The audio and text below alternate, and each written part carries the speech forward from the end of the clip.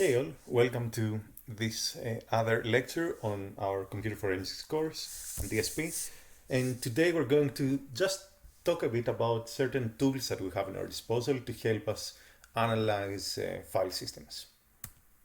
So we're going to present the sleuth kit, which is an original set of command line tools that was created to help perform forensic investigations on file systems. And then we're also going to talk at the end of the module a bit about Autopsy, which is the modern equivalent, not modern equivalent, I should say just a graphical interface on top of all these tools that TSK provides. But it can also add some extra functionality. We're going to talk about file creation and deletion on the EXT and FAT file systems. And we're also going to talk a bit about file recovery. So in case you have deleted a file, how we can get it back. Finally, we're going to chat a bit about Mac times and how you can do a very basic timeline reconstruction using the sleuth kit. So, as I mentioned before, the sleuth kit is a set of command line tools, okay, and we'll see a short table that lists most of them and also get some mnemonics on how to remember what to run for every given case. So it was started by Dan Farmer and Jesse Venema, and it was named the Corners toolkit when it was first created. And the interesting thing about the sleuth kit is that it doesn't really need to mount the file system from the operating system and investigate the metadata. And then also see the files and figure out what state the file system is in. It parses all those structures by itself, and therefore even if the computer is compromised, for example, and there is a code there that would prevent certain things from showing up. So for example, let's say an attacker might have compromised our file system driver, and certain hidden directories will never appear, right? And maybe they have compromised at the kernel module, like at the file system actual driver. Well, sleuthkit will still be able to parse the file system because it does not rely on the operating system, as we said. It can also run both on an external fashion, on a file system that has been captured and now we're only analyzing the image, but also it can be run live on a system that is actually executing. Finally, it understands not just a big variety of file systems, but it also understands things like the master boot record or the GPT that we talked about in the previous slides. It understands BSD disk labels and other ways that collections of file systems are organized and indexes for them. You can run TSK on almost all Unix platforms, and Autopsy, as we'll see in a bit, the later versions run mostly on Windows, but can also run them in Linux because it is mainly a Java program. You can access the following site to read more information about the sleuth kit.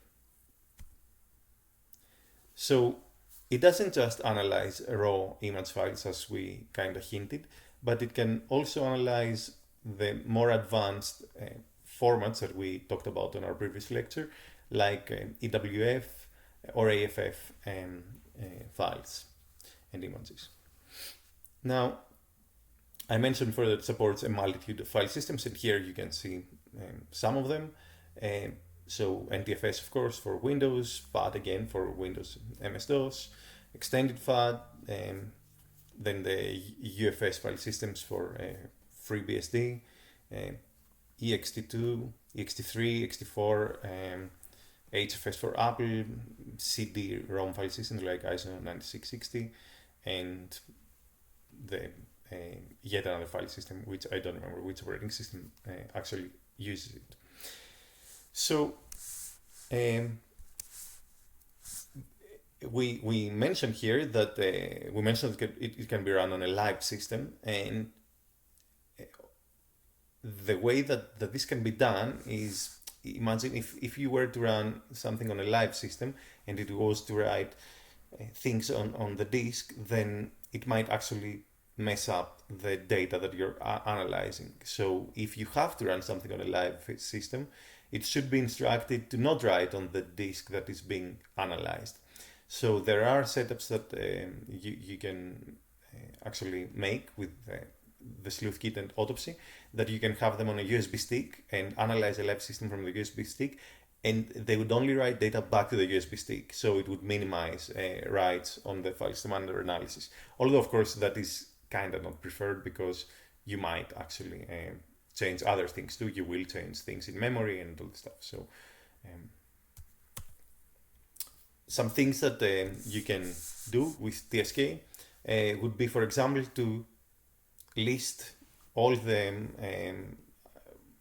file names of both file names that have been allocated and written to, or file names that have been of files that have been deleted. Now, this is not always the case, because there might be file systems that this information is not persisted easily. But because TSK tries to work through a variety of file systems, then you might see certain different behaviors depending on what type of file system it is actually being executed. So, for example, on an EXT3 file system, it might not be able to give you the deleted file names. But on a FAT file system, it probably will give you the deleted file names. So it can also parse deeper and give us back the content of the NTFS attributes that we talked about before, and read the journal on the NTFS case, for example. It can display things like of course, all the metadata we talked about, inodes and file system level information. Okay, and it can also take all this data, and it can create a timeline out of that data. So it can order it, and then it can export it as a CSV, or and then there are other tools built on top of that you can use them to kind of visualize as a histogram maybe, or completely with a graphical tool visualize how every change might have been ordered in time, and if that caused other changes, for example. Now, it can also look up, it could create a hash database, and then look for certain hashes on that database that created. And that would be, it does it in an intelligent way that would be faster than just greping, for example, in this database, in a text database. This can be useful if we have certain files, certain database of known bad files, for example, and we want to see if certain bad file exists in this image. We could do that very quickly using both TSK and Autopsy. And also, of course, it can look deeper into the file types and understand in the files and understand what file type it is. So here I have tried to kind of order the most TSK commands in a way that you can use to remember what should be the prefix depending on what you want to do. So at the start, we talk about media, and media we mean here like the actual medium that the information is persisted on, like if it's a hard disk, for example, right? Or if it's a CD-ROM. So in this case, you can use the mmls command, and this is going to display some information about the capture probably that you're giving to TSK.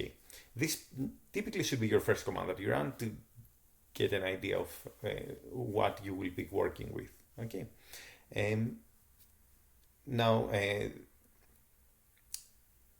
after the media layer, we have the actual data layer where the blocks live, right? So these are prefixed by the BLK prefix, and here we can have the BLK cat, which you can give it a block number, and it's going to give the contents of that blocks. Now, of course, that depends on the block size that we have formatted our file system with, for example, and this is just going to output raw data right on the screen. We would have probably to redirect that to a file to be able to recover the data, because usually we wouldn't want to see binary data on the screen, right? Or we can use blockstat that will give us certain statistics about the, and we mention here like the data units, because the data unit is a more abstract way to say a block, right? Because there might be multiple blocks that actually make up a data unit, if we decide to do that. And then we also have a block list. Now this is a pretty confusing name here, because block list would either give us details about the blocks, but on its default incantation, if you run block list, it's going to output the unallocated space of that file system that you're giving it. So that's a very easy way to see what is there in the blocks that should be unallocated blocks. Now, after the BLK commands, we have the metadata commands that kind of look at the inodes, and these are prefixed with I. Now, of course, we said, like in the case of a FAT file system, we don't have inodes named like that, but we have metadata, and you would still use the I set of commands to access that. So, for example, we might run ILS, okay, to see the contents of an inode. Okay, we might run icat to give it an inode number, and then it's going to go on the associated blocks with that inode, the data blocks of that inode, and actually cat the data blocks. So if we know an inode number, and remember, what is usually an inode? An inode is a file.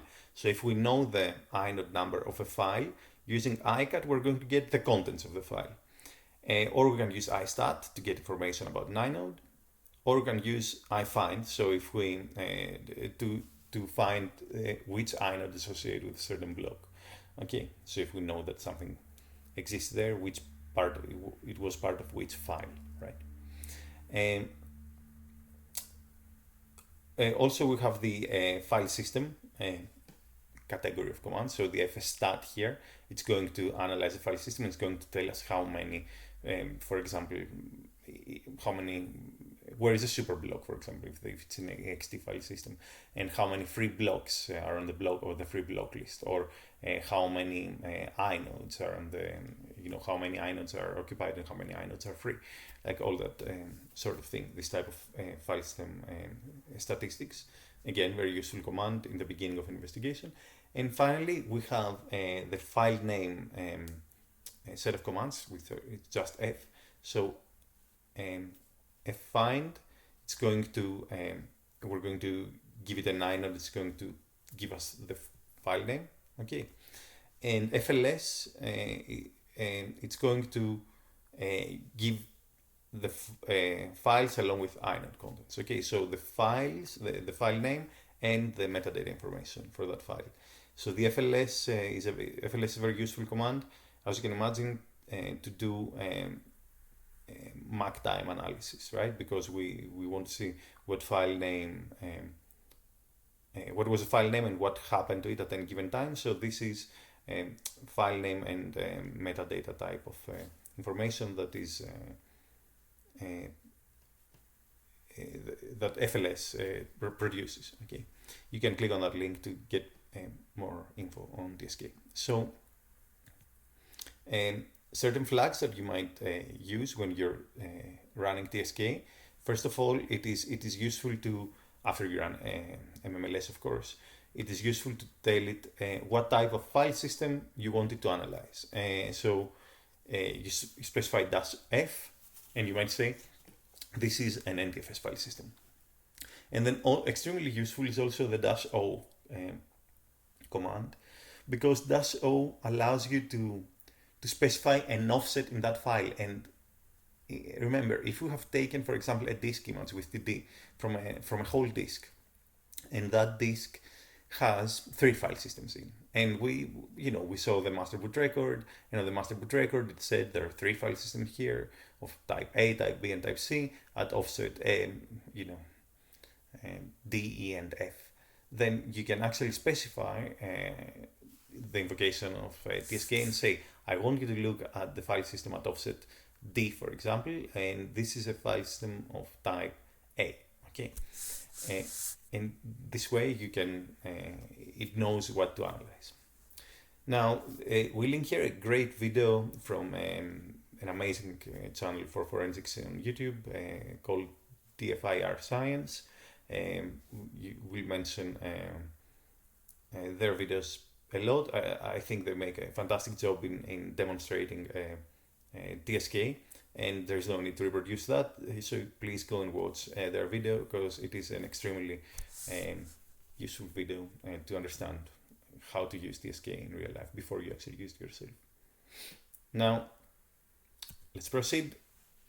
We kind of mention MAC times here, and because visualizing timelines is a very important part in when doing any forensic analysis. So we said that TSK can work on different file systems, right? And for example, imagine you might have, like, on your computer right now 3 different file systems mounted at the same time, right? And you want to analyze the events across all these file systems as one collection of data. You might even have 2 different network computers, and maybe one computer scanned another computer, found the vulnerability, and through exploiting the vulnerability, they gained access to the other computer. So if you can analyze these 2 computers as one data set, you might be able to see these actions while they're happening in the file system level. So for example, you might see in the computer that's being scanned in the beginning, while the first computer is attacking it, you might see a lot of entries on certain log files, maybe because let's say it's an HTTPD, right? It's logging that, someone's accessing this and that and that and that, and you might see a lot of entries there. And then suddenly you might see an exploit that causes certain crashes. So for example, there might be a core file produced, and again more logging, and then the attacker might now have gained entry in that computer, and they might start tampering with the running systems, somehow, for example, replacing sensitive commands with their rootkit counterparts. So you might see, for example, bin-ls or bin-ps being changed to some other command that could be rootkit, could be a rootkit. So you would want to analyze this collection of data as one file, and that's why you can run FLS on different partitions or different systems, and take the output and append it to a body file, which is like the body of the investigation in that case. And this is an unsorted file system level of events. It says at this time this file had this metadata action performed to it. Now, MAC times, which is a script that comes with SleuthKit, you can give it that body file, and you can give it, for example, a time zone that you want this thing to be interpreted under, and you can give it maybe a starting and ending range, and then it's going to order all these events, and it's going to give you back, for example, a CSV file that looks like what we list here. So it will tell you that at this date, for example, the file that we saw here on the extreme right side had a size of 512, for example, and M and C here, you need to read what I'm linking here to know how to interpret this field. It might mean mean that it was modified or the metadata was changed. And for example, it might have changed size. So, someone might have appended to that file, right?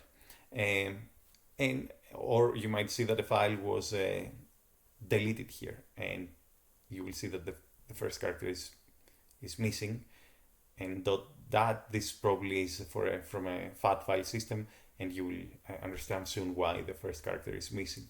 So anyway, it would produce you a CSV that you can then analyze with other graphical tools or just interpret directly. Okay.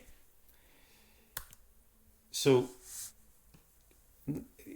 one part of also dealing, with forensics is actually undeleting files, right? We might want to see what files were there before the user has deleted them. And we want to see how this is happening in both the FAT file system and on EXT file systems. And to understand how a file is deleted, we first need to understand a bit how it is created. So we have mentioned about the master file table in the FAT file system, okay, that contains all the file names. So when you create a new file, this master file table is updated to actually contain an entry to the new file, the new file name. And this now points to a FAT entry, which is going to have the clusters that comprise this file. Okay. We said that the clusters are fixed size, and there's every cluster is pointing to the next cluster. Okay. In the case of a FAT file system, the end of file has a specific marker, as we mentioned here, and by going the first cluster, the first block, and following the chain until you reach the end of the file, you're going to read all the data of the file. Also remember that there is like this bitmap that marks these clusters free or not, and this is updated when space is allocated for a file. Okay. So when you access, for example, a file, as we mentioned here, like food.txt, you first look at the master file table, you find food.txt, you go to that FAT entry, okay, which is a certain FAT entry, let's say it's FAT entry 1, 2, 3. Okay, then you go to a cluster, a data block, that might be 3 to 1, and then you read the clusters until the end of the file. That's how you would read a file in the FAT file system. Now, how is that file now deleted in the FAT file system? Well, you go in the master file table, and you replace the first character of the file name with this specific byte. Okay. Now, you also need to update the bitmap that these clusters are no longer used, and you're done. That's all you need to do. But of course, the content of the files, if you haven't overwritten them somehow, then it's completely preserved, right? The content of these clusters. Also, you can infer from this that probably on Windows file systems, or something that understands the FAT file system, you probably cannot start a new file name with the character hex E5, right? Because that's a specific byte that is reserved by the operating system to mean that this is a deleted file. Okay. If someone reuses that MFT entry, okay, and overwrites that data, then of course, if they get back the free clusters that were now marked in the bitmap as free, then of course you might lose the data, right? If someone overwrites that part, both of the MFT and the free clusters. Now, you can see why on the previous slide that we saw, it listed the file as deleted, and we missed it didn't render the first character.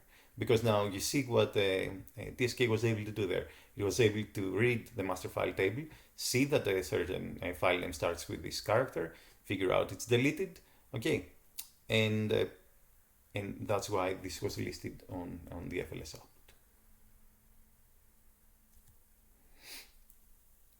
So if we want to undelete a file in a FAT file system using the sleuth kit, we can run flstat on the image, okay. Then we can run FLS to get all the operations that have happened on files, okay.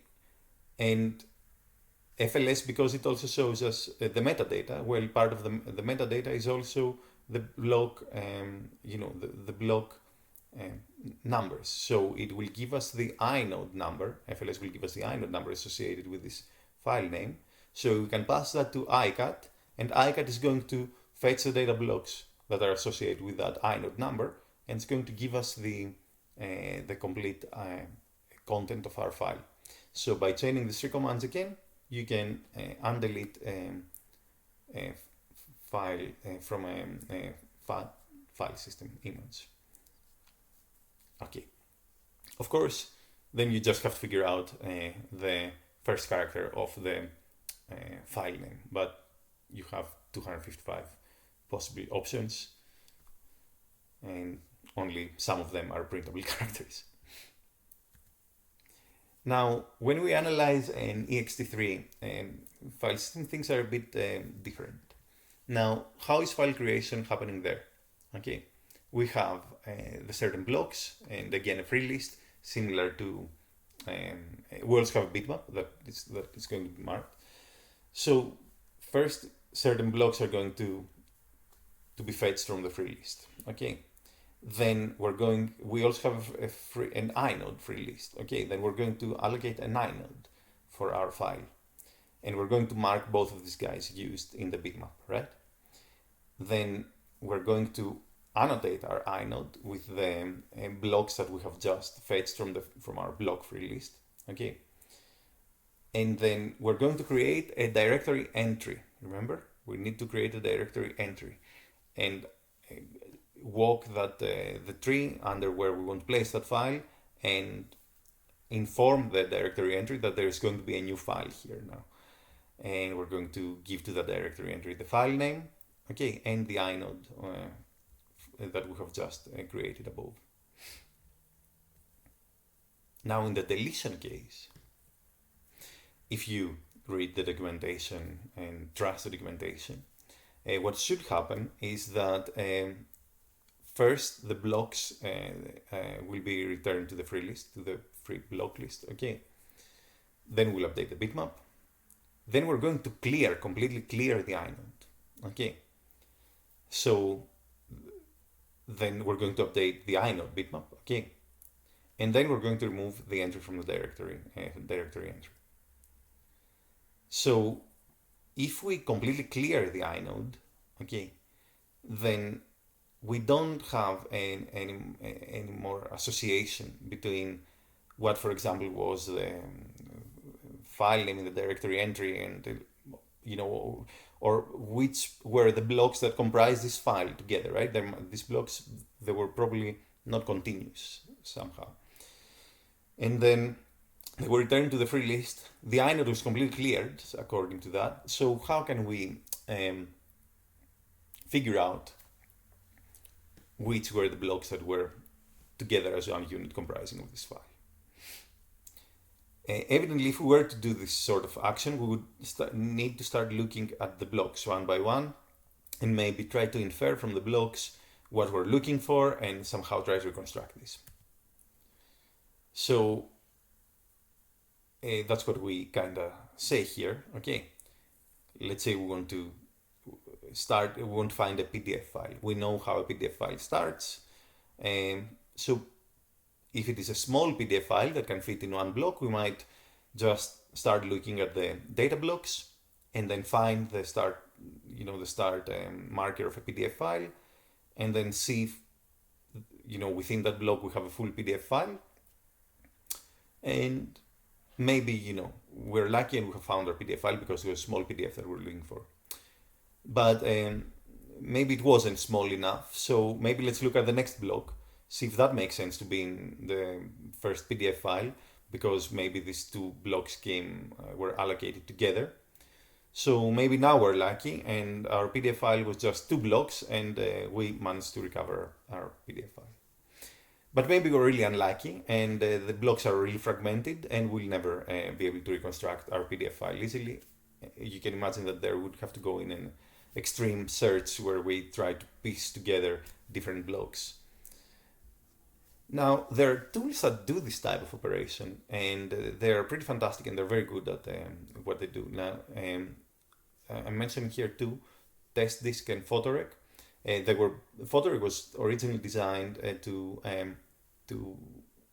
get back images from corrupted FAT file systems that were on SD cards, right, from cameras, because, as we said, the FAT file system doesn't have a journal, doesn't have like any sort of it's pretty basic. So if your camera, for example, ran out of battery while you're using it, it might not close the file system properly, and it might end up being in a corrupted state. So that used to happen quite often. So these tools were very useful to be able to recover files in those settings. But also, you were trying to recover, for example, an image. How many blocks can an image be? Even if it's a raw image, it's not a very big number of blocks, right? So the other thing that's happening here is we kind of mentioned that in the case of an EXT3, for example, we don't have any chance of finding the file name, right? Because the inode is cleared. However, we say here it will require looking at the blocks. However, there is a small extra piece of information here. We mentioned that EXT3 also has the journal. And we kind of describe the journal as, the journal is actually just a file. And on that file, we just append the actions to be taken, right? It says, I will mark this block as dirty now, and I'm going to append this data to that block, right? Or I'm going to copy this file from here to there, so these blocks are going to be copied to those blocks, right? It has information like that. Now what's happening is you can imagine that the inode table is also it's stored in blocks, so the inode information, when we're talking about small file systems and small files, the journal might actually contain a copy of the blocks that were the inode, part of the inode table when it happens. So so there is this program called EXT and delete and EXT grep, the family of 2 programs, which utilize this hack that the journal might contain copies of the inode table to actually be able to infer which were the data blocks that were comprising a file, and use that to actually undelete a recently deleted file from an EXT file system. Of course, this requires for the file to be recently deleted, and also EXT and delete applies to the case that we want to find deleted files. It doesn't deal with file system corruption or something like that would require looking at the superblock copies and all that stuff. It just handles deleted files. You can read the actual kernel documentation on how the journal is organized, as a program, what type of data structures are there. Now, finally, we're just going to hint a bit at Autopsy. We said that Autopsy is a graphical user interface on top of SleuthKit. You can use it to recover files, or you can use it to perform a forensic investigation, or analyze, timelines on captured image. You can use it to also filter based on hashes. We said that you can have database of, for example, files that are malicious. Just have the hashes for these files, and then Autopsy is going to look through the file system and tell you if certain hash is discovered, so like an antivirus works.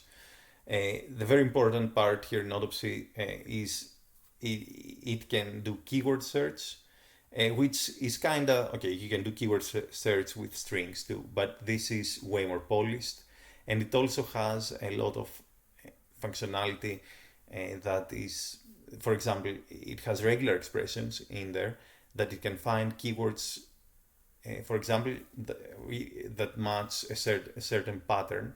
So, for example, you can use it to find persisted credit card numbers, for example, or telephone numbers. So if you're doing an investigation where the suspect was, for example, in Malaysia, and you would like to filter Malaysian phone numbers quickly out of that image, it can do that very easily. While you can imagine that if you were to do that with strings, it would take some more work, right? Also, it can parse deeper into certain types of files, like web browser databases, and extract things like cookies or history. We're going to talk more about these types of extractions when we do our browser forensic module. It can also carve data for you, so it can recognize, as we said, certain the structure of disk, so it can take out the whole partition, right? It can carve out a partition for you and save it on a completely different file. Okay. Or it can invoke other tools like Photorec, and you can download modules for Autopsy, and then it will also try to handle it based on the techniques that we talked about before. Or it can again parse deeper into media files, for example, and it can extract metadata from the media file. So if you have a picture persisted on the file, and when you took that picture with your phone, you had the location on the picture, so the GPS the location, for example, is persisted on that picture on the phone, Autopsy can automatically find the image and read the EXIF metadata and extract for you.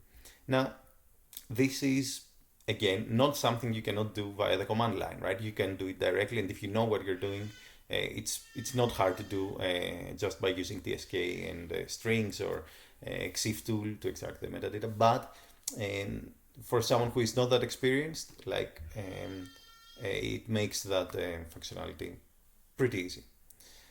Finally, it can there are modules that it can recognize a STIX file. A STIX file is a structure, a threat intelligent expression. This type of file is an abstract file that can describe things like, for example, malicious URLs. So, for example, if the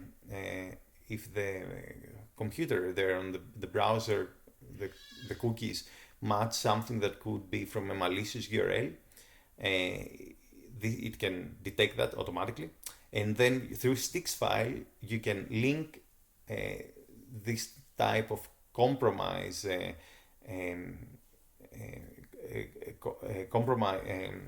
indicators of compromise together. So you can say, oh, there is this malicious URL that was accessed from this file, and this malicious URL belongs to this threat actor. For example, you can even model threat actors. So you can say this was from a phishing campaign run by APT55, for example, and you can use all this structured threat intelligence information to actually generate a report that kind of starts making more sense to some non-extremely technical person that you want to show that report to. And again, sticks can model various things from threat actors to resources to malicious files to many other types of threat intelligence. Finally, you can go read more about Autopsy in the linked website, and you can also watch another video from, you guessed it, DFIR Science on YouTube, that they present Autopsy. Again, you will see, like, as you start Autopsy, it will ask you what is a case number, for example, because it is not designed to run just by one person. It is designed to, for example, be run by a forensic team at a police department, right? So you might have multiple people working on a case, and you might have multiple files that comprise a case. So it has also functionality to link all those things together. And finally, you can see a little video on how a graphical timeline in Autopsy looks like. That's all, guys. Thank you so much for watching this video, and we'll see you next week.